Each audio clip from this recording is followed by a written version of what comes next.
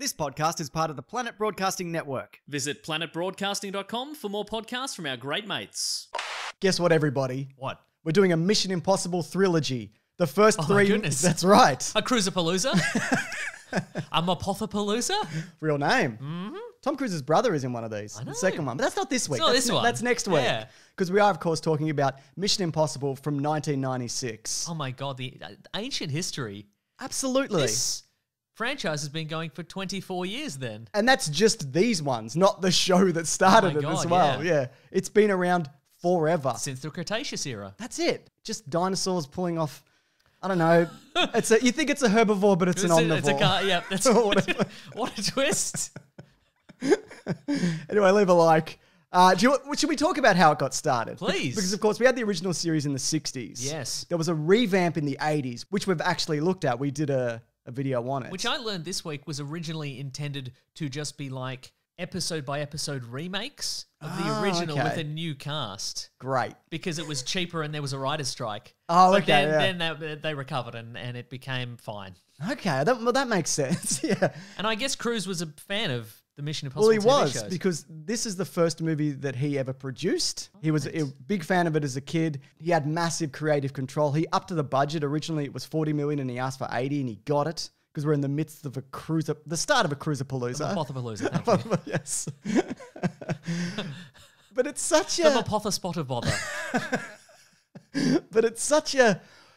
It's old. And I don't mean that in a bad way. Right. But I mean in the sense that, like, the first Fast and Furious movie, it's so removed from what it is now. Yeah. And charting the evolution over these three first movies in particular, it's fascinating. And what's fascinating to me as well is that when I watched these movies at the cinema at the time, I was just like, oh, a movie's a movie. You see it and you have a bit of fun at the cinema. But as I've learned about and seen more of each filmmaker's work, like apart from the Mission Impossible franchise, I'm like this one was directed by Brian De Palma. Yeah. Who is fascinating choice. Right? Yeah. But he's a filmmaker who's all about like voyeurism and like paranoia Yes. and weird camera angles. And as I watched going back into this, knowing about that, I'm like, boy, this is a really Brian De Palma kind of film. Oh, absolutely. Like there's a whole bunch of scenes where like conversations are just bug-eyed, paranoid people shouting at each other in one drip shot. and sweat, staring intensely at each other. Yeah. You're absolutely right. This is one of my favorites because of the reason that you mentioned in all of those things that you said.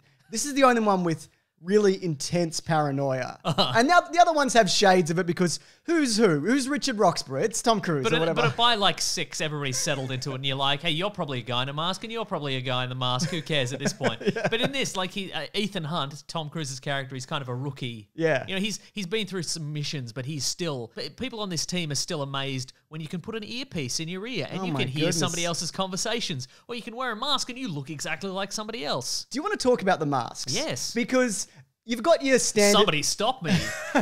Very good. Thank you. Because some of it's just prosthetics, you know? I mean, he's a senator, but both of the actors are clearly Tom Cruise. It's very fortunate that a lot of people he doubles in the first half of this movie are just people who look a lot like him but wrinklier. Yeah, exactly. That's right. Yeah. But then you've got, and the one in particular I'm referring to, the Jon Voight reveal. Spoilers, by the way. We're doing spoilers. If you haven't seen this movie from 1996, Yeah. go back and watch it. It's free on a lot of streaming platforms, so go nuts. It's about a spy list gets stolen. That's the Mission Impossible, the knock list. And Tom Cruise, he's got framed and he's got to get it back. There you go. You caught up.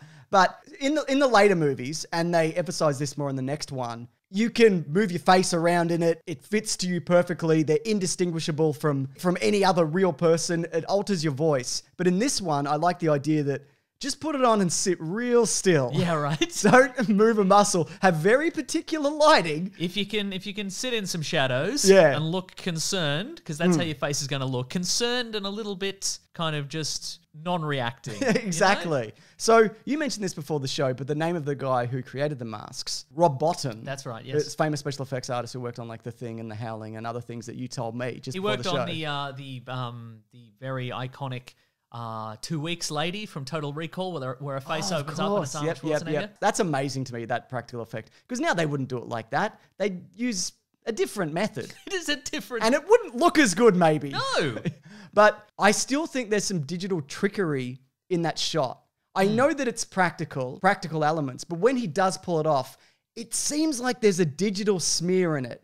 And I might be wrong, but I couldn't find anything definitive that proved that. Because I think at the time, maybe, and again, Tom Cruise still a big star. Mission Impossible, a concept that people are aware of. Sure. But I don't think we're in the era where people are like, this is going to be iconic, and this is going to be his defining franchise. So we'd better do a whole bunch of behind-the-scenes stuff. They're just like, yeah, it's a movie. We'll make the movie. Tom and we'll move Cruise. on. Yeah, he did Far and Away. He did Days of Thunder. He did this. These are the 3 movies that he's done. Oh yeah, here's a picture of his filmography because people will be like, I can't believe you didn't mention they're all there. There's all of them. Pick your favorite and shut your fucking mouth. We do know he's the movie executive in Tropic Thunder. We're aware of it. We know. Yeah, he did a little dance. Yeah, that's right. So also I wanted to mention up top, but I'm mentioning it now because we're still up top. It doesn't matter. We're doing it. That I'm going to try and replicate something from each of these movies every week, right? And so this week is James, you're going to get your face impaled on an elevator shaft. Is that what you're going to do? That's what I'm going to do. Oh my God. Yeah, no, what I'm going to do, I'm going to try out the disc trick.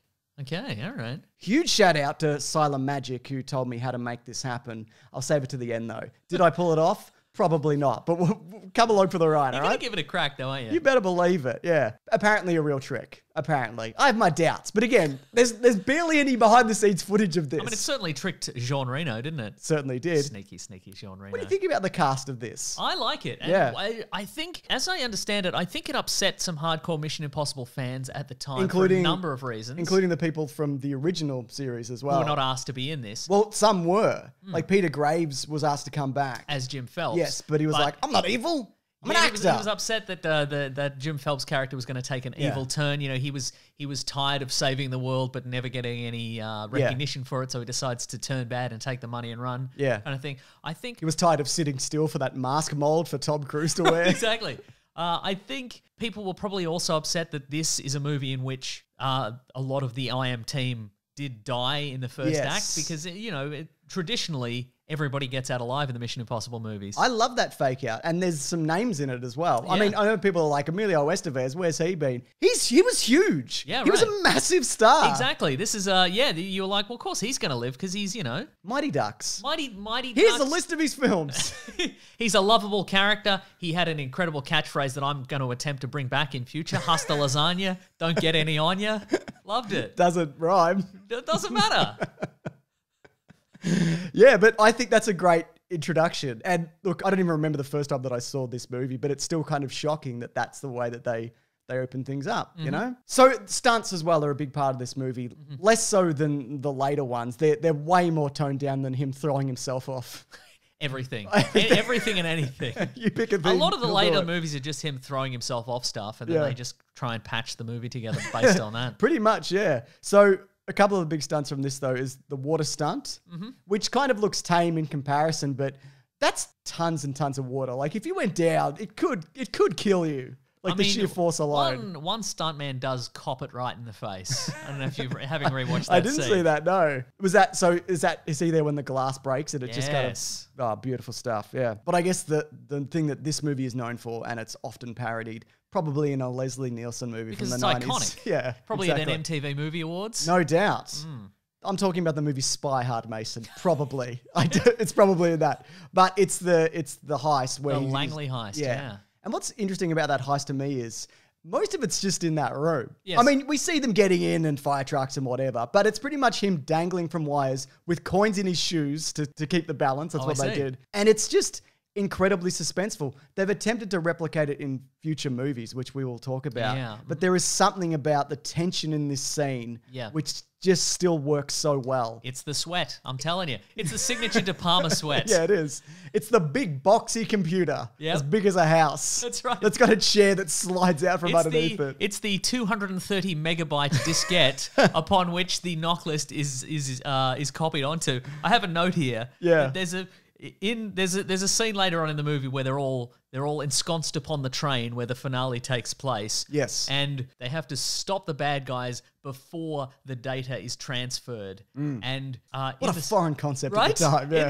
In the movie, it takes the transfer of data from Max, the crime lord, intelligence, espionage, arms dealer, etc. Yep. Begins at let's see. It begins at 1 hour and 32 minutes. I love hard numbers. And the transfer is lost at 1 hour and 40 minutes. So 8 minutes. You could just ring somebody and read out the list. It would be quicker. But I'm like, imagine these days attempting to build a tense scene while 230 megabytes of data is transferred. You'd be like, it seems you're caught in my trap, and it's been transferred. Never mind. Don't even worry about it. That's great. Side note, just speaking of the Langley heist scene. Yes. The face Tom Cruise makes when he's dropped from the ceiling and nearly hits the floor. It's just what a face. Just go back and watch it if you haven't. What is it? An intensity? Is it scared? What is it? It's every emotion all put together. Yeah. Well, that's Tom Cruise, isn't it? Just every emotion. It's a little bit of scared. It's a little bit tense. It's a little bit. I love this job. You know what I mean? Hasta lasagna. That's right. And all that. Yeah, I get. Yeah. And I know you could look at this heist scene. Yes. And I'm sure I've made these arguments before, like, why not have a camera in the room? Why not have a guard that's watching the entire time? Why does the computer work when there's nobody supposedly in the room? Exactly. If I was the guy who worked in that room, I would look up at the ceiling every goddamn day.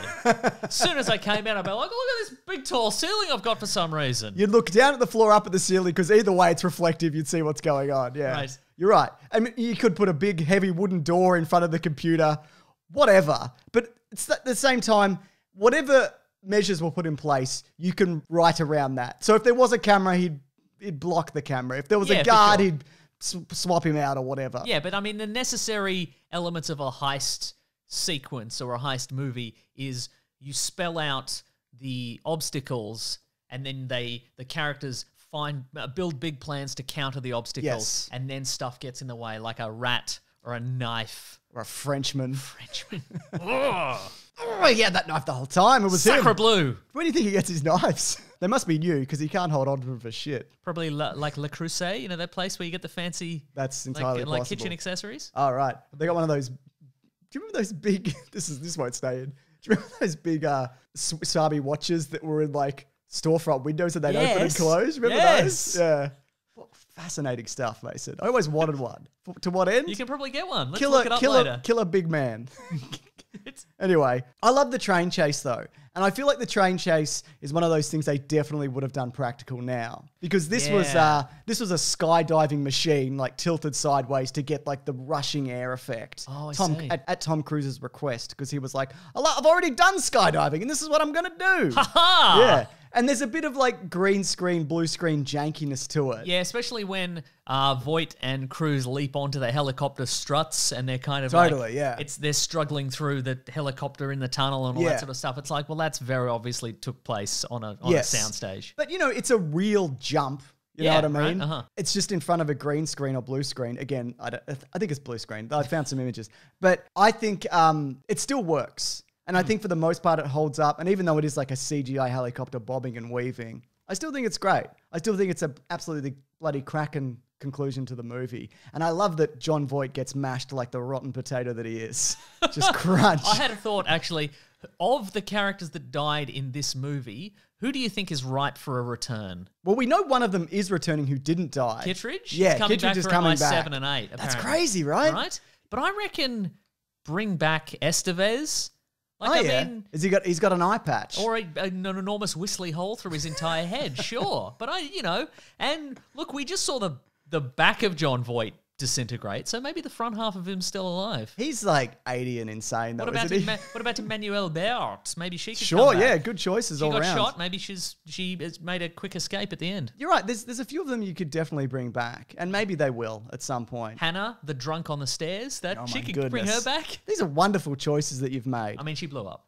Yeah, but masks, whatever. Probably masks, yeah. It was a Hannah mask. And that's you right. I mean, there's, nobody's off limits at this point. Yeah, absolutely. I think what this does right, and I know that it's, people who are fans of the original series didn't love it at the time, and it wasn't massively reviewed well. It was like, this is good enough. I think it's clearly stood the test of time over the decades that it's been around. I think so, more than some of the others, one of the others, the next one. Yeah, that's right.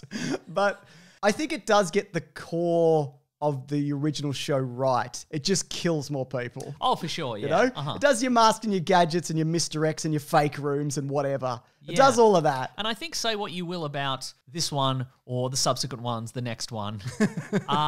What I think it is, these movies are good at is kind of like getting a director in and just showcasing what they're good at. Yes. And going like, Tom Cruise, I think, has gone, I want to make some spy movies. Yeah. And here's some directors that I love. What's your best take on a spy movie? And I think all of them have sort of nailed that in their own way. I completely agree. Now, look, I'd like to also wrap up each of these episodes that we're doing, talking about the evolution of Ethan Hunt's hair in relation to the character itself. Okay, well, before we do that, I would just like to talk about maybe something that I remembered from this movie, but it didn't really, the depth of it didn't hit me until I rewatched it. It's what people thought the internet was in 1996. Because in this movie, the only thing I think that doesn't hold up, the stunts are still incredible, and the tension, you know, is you can feel, it's palpable tension you can feel in all these scenes. But there is a scene in this movie where Tom Cruise, Ethan Hunt, needs to do some internet sleuthing, and so he goes on Usenet. And was that a thing? Yeah, Usenet's a thing. Okay, but it's at the point where the internet wasn't really available for everybody. No. Not everybody had it in their homes, in their phones, in the tablets, in their cars, in their fridges. And so somebody's friend's dad might have had a computer from work that had it. Exactly. And so basically, like Brian De Palma was basing what the internet was and what his friend's dad had at his work, because like, and it was just kind of like, what do people think the internet? And you couldn't look it up on the internet. What the internet was you had like, to open a book, right? So it was just sort of some guesses. So like at this point, you think about the internet, like why not a constantly repeating beep from your search engine when there's no results from it? You know, that wouldn't get annoying. Imagine in 2020, every time you got a new message or alert, it was just a constantly repeating endless beep until you every email, just a cacophony of beeps. I get 10 emails in a minute. At one point, Ethan guesses, like it's just a series of guesses. He guesses that the terrorist arms dealer espionage king/queen, Max, might be found at max.com. And I looked it up just to see what it would be. And at max.com, you can discover the life-changing benefits of glutathione, the body's master antioxidant. Max's patent science and supplements support the natural production of glutathione and a healthier lifestyle. Seems like a poison thing that they're selling people. Who's to say? Is that incorrect? But I've written all in caps, the Book of Job discussion group, where you go and in a variety of different languages, you can send messages to people about various chapters and verses of the Book of Job.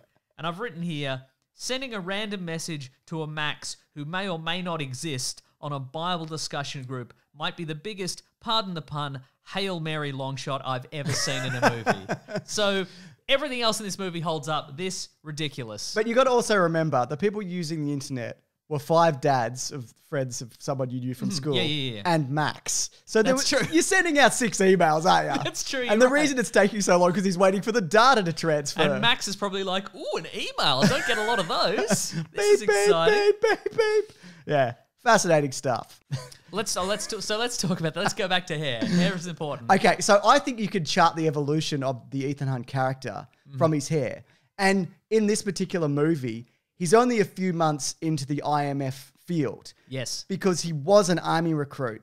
Right. That's how he spent his time. I think that's why his hair is that way. That's why he's locked into it. Yeah, he's got a haircut that you can kind of set your watch by. That's right. Like a traditional army guy. And you watch that kind of disappear as the movies go on. Like he's very by the book, by the rules. He feels like he's hard done by and he's been betrayed, which he often is.